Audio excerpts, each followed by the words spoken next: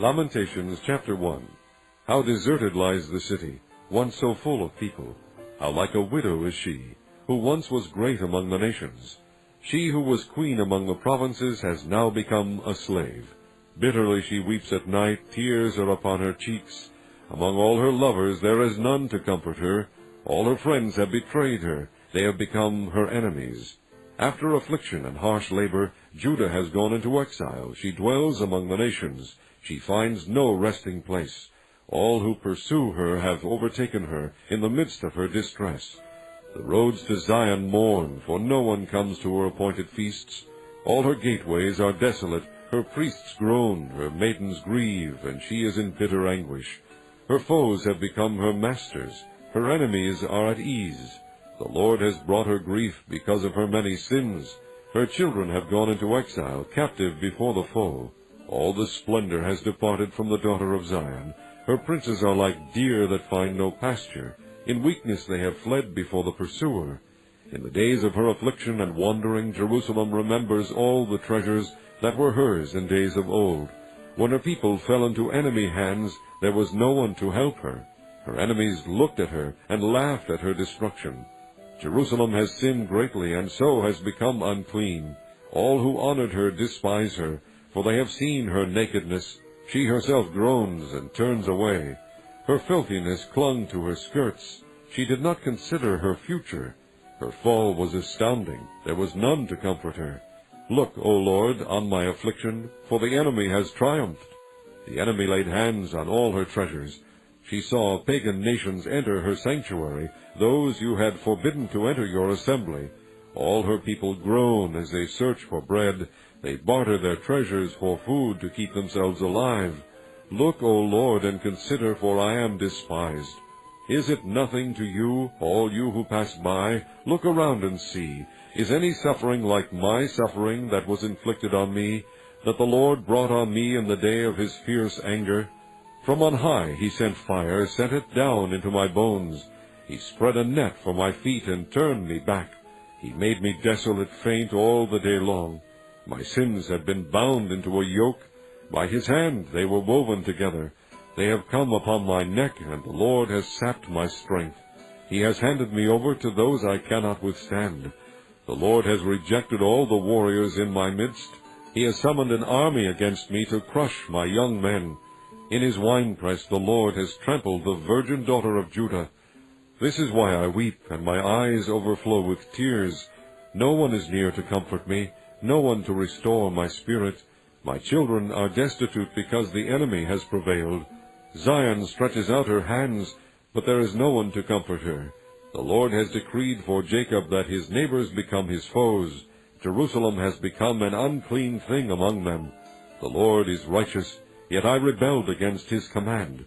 Listen, all you peoples, look upon my suffering. My young men and maidens have gone into exile. I called to my allies, but they betrayed me. My priests and my elders perished in the city while they searched for food to keep themselves alive. See, O Lord, how distressed I am. I am in torment within, and in my heart I am disturbed, for I have been most rebellious. Outside the sword bereaves, inside there is only death. People have heard my groaning, but there is no one to comfort me. All my enemies have heard of my distress. They rejoice at what you have done. May you bring the day you have announced, so they may become like me. Let all their wickedness come before you. Deal with them as you have dealt with me because of all my sins. My groans are many, and my heart is faint. Chapter 2. How the Lord has covered the daughter of Zion with the cloud of his anger. He has hurled down the splendor of Israel from heaven to earth. He has not remembered his footstool in the day of his anger. Without pity, the Lord has swallowed up all the dwellings of Jacob. In his wrath he has torn down the strongholds of the daughter of Judah. He has brought her kingdom and its princes down to the ground in dishonor. In fierce anger he has cut off every horn of Israel. He has withdrawn his right hand at the approach of the enemy. He has burned in Jacob like a flaming fire that consumes everything around it. Like an enemy he has strung his bow. His right hand is ready. Like a foe he has slain all who were pleasing to the eye. He has poured out his wrath like fire on the tent of the daughter of Zion. The Lord is like an enemy. He has swallowed up Israel. He has swallowed up all her palaces and destroyed her strongholds. He has multiplied mourning and lamentation for the daughter of Judah. He has laid waste his dwelling like a garden. He has destroyed his place of meeting. The Lord has made Zion forget her appointed feasts and her Sabbaths. In his fierce anger he has spurned both king and priest. The Lord has rejected his altar and abandoned his sanctuary. He has handed over to the enemy the walls of her palaces. They have raised a shout in the house of the Lord, as on the day of an appointed feast. The Lord determined to tear down the wall around the daughter of Zion. He stretched out a measuring line and did not withhold his hand from destroying.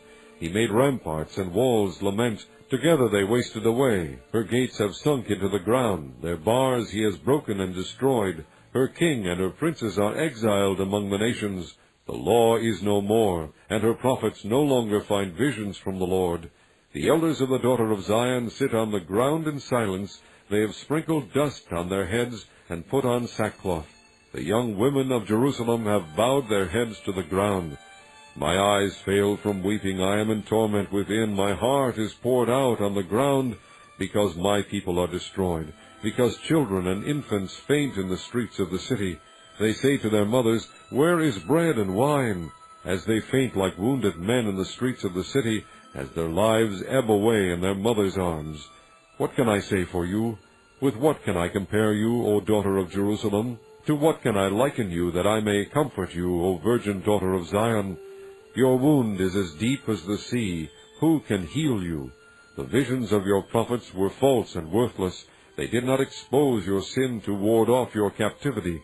The oracles they gave you were false and misleading. All who pass your way clap their hands at you. They scoff and shake their heads at the daughter of Jerusalem. Is this the city that was called the perfection of beauty, the joy of the whole earth?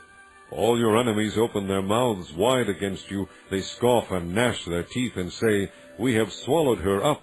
This is the day we have waited for. We have lived to see it. The Lord has done what he planned. He has fulfilled his word, which he decreed long ago. He has overthrown you without pity. He has let the enemy gloat over you.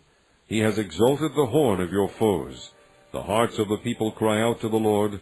O wall of the daughter of Zion, let your tears flow like a river day and night. Give yourself no relief, your eyes no rest. Arise, cry out in the night, as the watches of the night begin. Pour out your heart like water in the presence of the Lord. Lift up your hands to him for the lives of your children, who faint from hunger at the head of every street. Look, O Lord, and consider, whom have you ever treated like this? Should women eat their offspring, the children they have cared for? Should priest and prophet be killed in the sanctuary of the Lord? Young and old lie together in the dust of the streets. My young men and maidens have fallen by the sword. You have slain them in the day of your anger. You have slaughtered them without pity. As you summon to a feast day, so you summon against me terrors on every side. In the day of the Lord's anger no one escaped or survived. Those I cared for and reared, my enemy has destroyed. Chapter 3. I am the man who has seen affliction by the rod of his wrath. He has driven me away and made me walk in darkness rather than light. Indeed, he has turned his hand against me again and again all day long. He has made my skin and my flesh grow old, and has broken my bones. He has besieged me and surrounded me with bitterness and hardship. He has made me dwell in darkness like those long dead. He has walled me in so I cannot escape. He has weighed me down with chains. Even when I call out or cry for help, he shuts out my prayer. He has barred my way with blocks of stone. He has made my paths crooked. Like a bear lying in wait, like a lion in hiding, he dragged me from the path and mangled me and left me without help. He drew his bow and made me the target for his arrows. He pierced my heart with arrows from his quiver. I became the laughingstock of all my people. They mocked me in song all day long. He has filled me with bitter herbs and sated me with gall. He has broken my teeth with gravel. He has trampled me in the dust. I have been deprived of peace. I have forgotten what prosperity is. So I say, my splendor is gone, and all that I had hoped from the Lord. I remember my affliction and my wandering, the bitterness and the gall. I will remember them, and my soul is downcast within me. Yet this I call to mind, and therefore I have hope. Because of the Lord's great love we are not consumed, for his compassions never fail. They are new every morning. Great is your faithfulness. I say to myself, the Lord is my portion, therefore I will wait for him. The Lord is good to those whose hope is in him, to the one who seeks him. It is good to wait quietly for the salvation of the Lord. It is good for a man to bear the yoke while he is young. Let him sit alone in silence, for the Lord has laid it on him. Let him bury his face in the dust, there may yet be hope. Let him offer his cheek to one who would strike him, and let him be filled with disgrace. For men are not cast off by the Lord forever. Though he brings grief, he will show compassion, so great is his unfailing love. For he does not willingly bring affliction or grief to the children of men. To crush underfoot all prisoners in the land, to deny a man his rights before the Most High, to deprive a man of justice, would not the Lord see such things? Who can speak and have it happen if the Lord has not decreed it? Is it not from the mouth of the Most High that both calamities and good things come? Why should any living man complain when punished for his sins? Let us examine our ways and test them, and let us return to the Lord. Let us lift up our hearts and our hands to God in heaven, and say, We have sinned and rebelled, and you have not forgiven. You have covered yourself with anger and pursued us. You have slain without pity. You have covered yourself with a cloud, so that no prayer can get through. You have made us scum and refuse among the nations. All our enemies have opened their mouths wide against us. We have suffered terror and pitfalls, ruin and destruction. Streams of tears flow from my eyes because my people are destroyed. My eyes will flow unceasingly, without relief, until the Lord looks down from heaven and sees. What I see brings grief to my soul because of all the women of my city. Those who were my enemies without cause hunted me like a bird. They tried to end my life in a pit and threw stones at me. The waters closed over my head, and I thought I was about to be cut off. I called on your name, O Lord, from the depths of the pit. You heard my plea. Do not close your ears to my cry for relief. You came near when I called you, and you said, Do not fear. O Lord, you took up my case. You redeemed my life. You have seen, O Lord, the wrong done to me. Uphold my cause.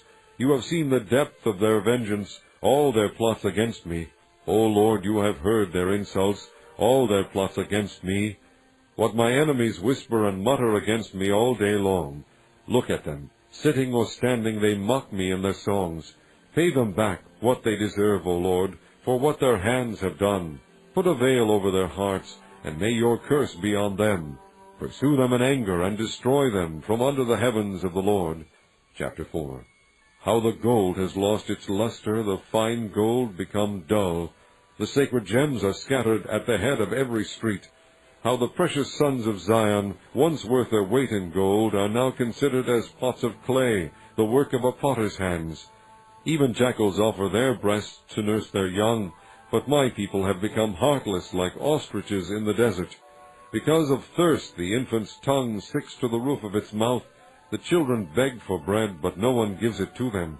Those who once ate delicacies are destitute in the streets. Those nurtured in purple now lie on ash heaps.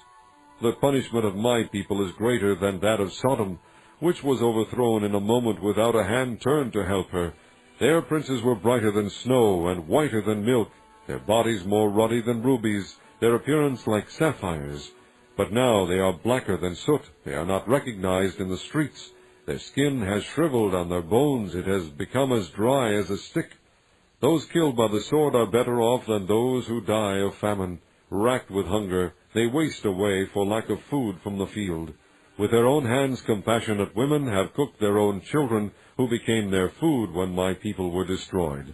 The Lord has given full vent to his wrath. He has poured out his fierce anger. He kindled a fire in Zion that consumed her foundations. The kings of the earth did not believe, nor did any of the world's people, that enemies and foes could enter the gates of Jerusalem. But it happened because of the sins of her prophets and the iniquities of her priests, who shed within her the blood of the righteous. Now they grope through the streets like men who are blind. They are so defiled with blood that no one dares to touch their garments. Go away, you are unclean, men cry to them. Away, away, don't touch us. When they flee and wander about, people among the nations say, "They can stay here no longer." The Lord himself has scattered them. He no longer watches over them. The priests are shown no honor, the elders no favor. Moreover, our eyes failed, looking in vain for help. From our towers we watched for a nation that could not save us. Men stalked us at every step, so we could not walk in our streets. Our end was near, our days were numbered, for our end had come. Our pursuers were swifter than eagles in the sky. They chased us over the mountains and lay in wait for us in the desert. The Lord's anointed, our very life-breath, was caught in their traps. We thought that under his shadow we would live among the nations. Rejoice and be glad, O daughter of Edom, you who live in the land of Uz. But to you also the cup will be passed. You will be drunk and stripped naked. O daughter of Zion, your punishment will end. He will not prolong your exile. But, O daughter of Edom, he will punish your sin and expose your wickedness. Chapter 5. Remember, O Lord, what has happened to us. Look and see our disgrace. Our inheritance has been turned over to aliens, our homes to foreigners. We have become orphans and fatherless, our mothers like widows. We must buy the water we drink. Our wood can be had only at a price. Those who pursue us are at our heels. We are weary and find no rest. We submitted to Egypt and Assyria to get enough bread. Our fathers sinned and are no more, and we bear their punishment. Slaves rule over us, and there is none to free us from their hands. We get our bread at the risk of our lives because of the sword in the desert. Our skin is hot as an oven, feverish from hunger. Women have been ravished in Zion, and virgins in the towns of Judah. Princes have been hung up by their hands. Elders are shown no respect. Young men toil at the millstones. Boys stagger under loads of wood. The elders are gone from the city gate. The young men have stopped their music. Joy has gone from our hearts. Our dancing has turned to mourning. The crown has fallen from our head. Woe to us, for we have sinned. Because of this our hearts are faint. Because of these things our eyes grow dim. For Mount Zion, which lies desolate with jackals prowling over it. You, O Lord, reign forever. Your throne endures from generation to generation. Why do you always forget us? Why do you forsake us so long? Restore us to yourself, O Lord, that we may return. Renew our days as of old, unless you have utterly rejected us and are angry with us beyond measure.